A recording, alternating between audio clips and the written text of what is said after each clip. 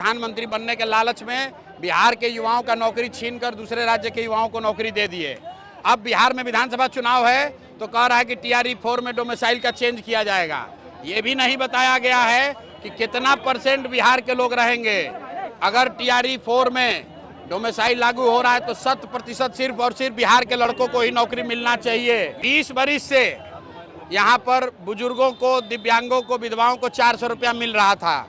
उस 20 साल में 3 बरस तेजस्वी यादव भी सरकार में थे, 1 रुपया नहीं बढ़ाया। और बिहार के बच्चों को, हिंदी भाषियों को महाराष्ट्रियों ने मारा है वहाँ पर, वहाँ के लंपन एलिमेंट ने, अमित शाह ने उस पर बयान क्यों नहीं दिया?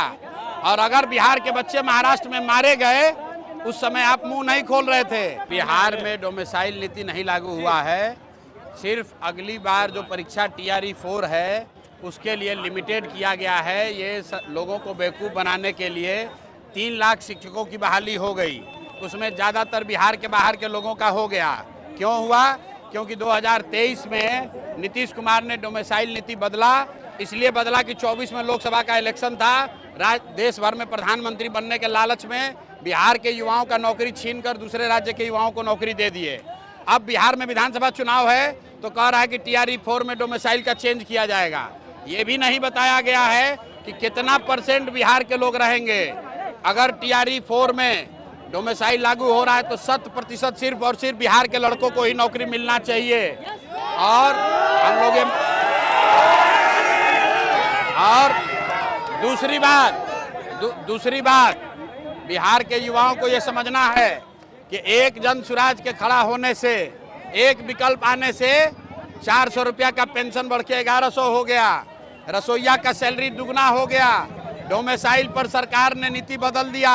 आप अंदाजा लगाइए जिस दिन जनसुराज का सरकार बनेगा उस दिन बिहार के युवाओं का भविष्य कितना बेहतर होगा।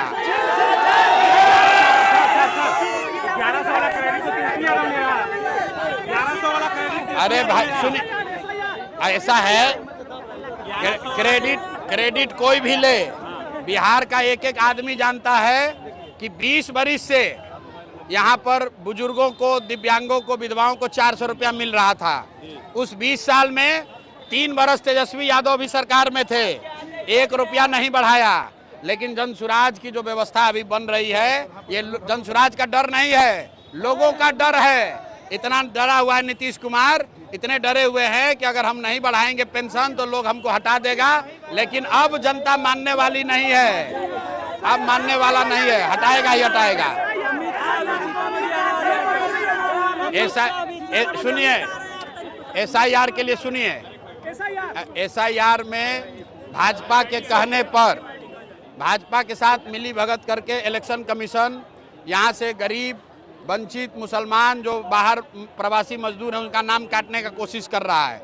लेकिन किसी को डरने का जरूरत नहीं है। सुप्रीम कोर्ट ने कहा है कि अगर आपके पास आधार कार्ड है तो आपको वोट देने का अधिकार है। इलेक्शन कमीशन, किसी का नागरिकता तय करने का अधिकार इलेक्शन कमीशन के पास नहीं है। ये सुप्रीम कोर्ट का रूलिंग है, इसलिए किसी को डरने की जरूरत नहीं है। सब भाई मिलकर वोट सबको देना है। और दूसरी बात, अगर 10-20 को नाम कट भी जाएगा तो भी मैं भाजपा को ये बताना चाह रहा हूँ कि जितने लोगों का नाम रह जाएगा वही तुमको हराने के लिए काफी है।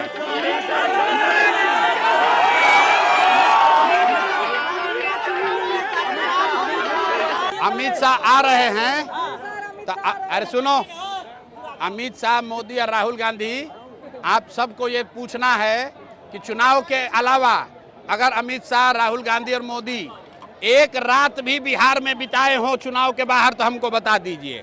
ये लोग दिल्ली में बैठकर बिहारियों को गाली देते हैं। अमित शाह आएंगे तो हमारी ओर से, जनता की ओर से, बिहार के युवाओं से सवाल है अमित शाह को कि महाराष्ट्र में भाजपा की सरकार है और बिहार के बच्चों को, हिंदी भाषियों को महाराष्ट्रियों ने मारा है वहाँ पर, वहाँ के लंपन एलिमेंट ने, अमित शाह ने उस पर बयान क्यों नहीं दिया?